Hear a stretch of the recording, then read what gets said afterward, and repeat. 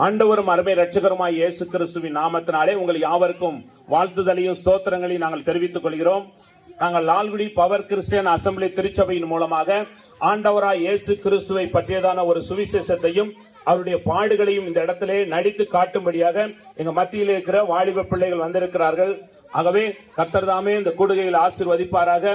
ஆங்காங்கே இருக்கிற பெரியோர்களும் தாய்மார்களும் சிறு பிள்ளைகளும் வந்து இதை பார்த்து தேவனுடைய ஆசீர்வாதத்தை பெற்று செல்லும்படியாக உங்களை அன்போடு கூட நாங்கள் கேட்டுக்கொள்கிறோம். கர்த்தர் தாமே உங்களை ஆசீர்வதிப்பாராக. ஆமென்.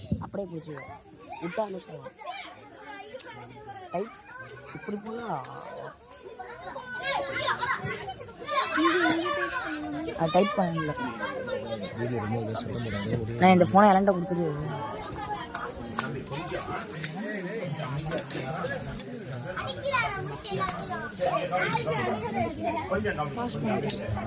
கவனிச்சு பாருங்க.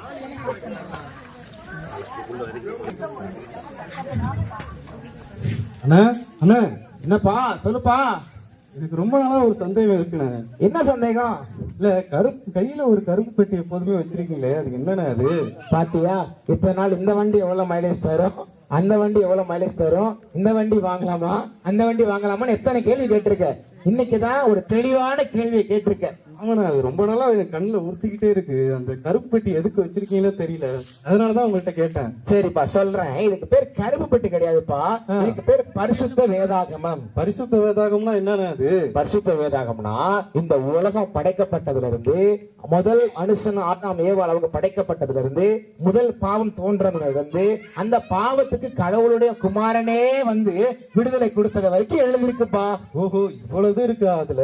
ஆமாப்பா இருக்கு. சரி, அப்ப இந்த முதல் பாவம் தோன்றுச்சுன்னு சொல்றாங்கல்ல, ஆமாப்பா பத்தி இதுல எழுதிருக்குமா? எழுதிருக்குப்பா, சொல்றேன் கேளு. நம்ம ஆதி பெற்றோராகிய ஆதாம் ஏவாள் இருக்கிறவங்க கடவுள் வந்து ஒரு ஏதேன் தோட்டத்தை உருவாக்கி அந்த தோட்டத்துல அவங்கள வச்சாரு. கடவுள் சொன்னாரு ஒரு கனியை மட்டும் நீங்க சாப்பிடக்கூடாது. எத்தனை சொன்னாரு? ஒரு கனியை மட்டும் சாப்பிடக்கூடாது. ஒரு கனியை மட்டும் சாப்பிடக்கூடாதுன்னு சொன்னாரு. ஆனா அந்த ஆதி பெற்றோர் என்ன பண்ணாங்க தெரியுமா? கர்த்தருடைய வார்த்தை பேச்ச கேட்காம கர்த்தருடைய வார்த்தையை மீறி பிசாசுக்கு இடம் கொடுத்து என்ன பண்ணாங்க? அந்த கனியை சாப்பிட்டாங்க. ஐயோ, சாப்பிட்டாங்களா? இதனால என்ன நடந்தது தெரியுமா?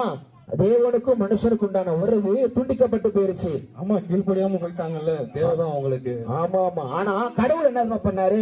அவங்களுக்கு உறவு துண்டிக்கப்பட்டாலும் மீண்டும் அந்த உறவு இணையணும்னு சொல்லி பல தீர்க்கதரிசிகளை அனுப்பினாரு.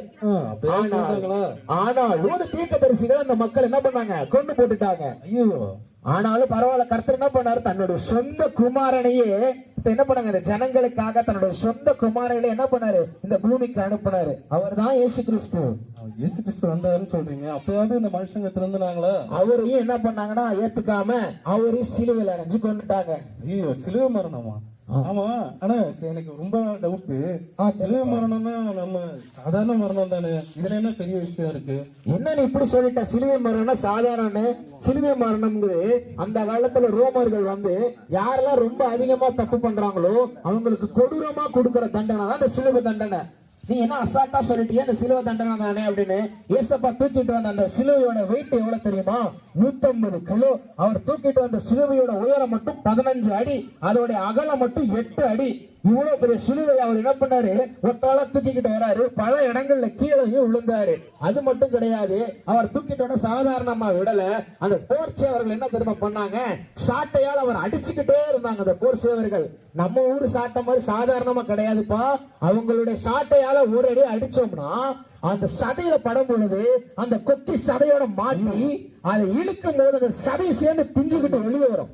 ரத்தம் எல்லாம் அவ்வளவு தெருக்கு. கிட்டத்தட்ட 13 மணி நேரம் இயேசு கிறிஸ்து தண்ணியே குடிக்காம இருந்தாரு. அது மட்டும் கிடையாது, 6 மணி நேரம் மேல சிலுவையிலேயே தொங்கிக்கிட்டு இருந்தார். தன்னோட 6 லிட்டர் ரத்தத்தையும் என்ன பண்ணாரு? சிலுவையில சிந்திட்டாரு.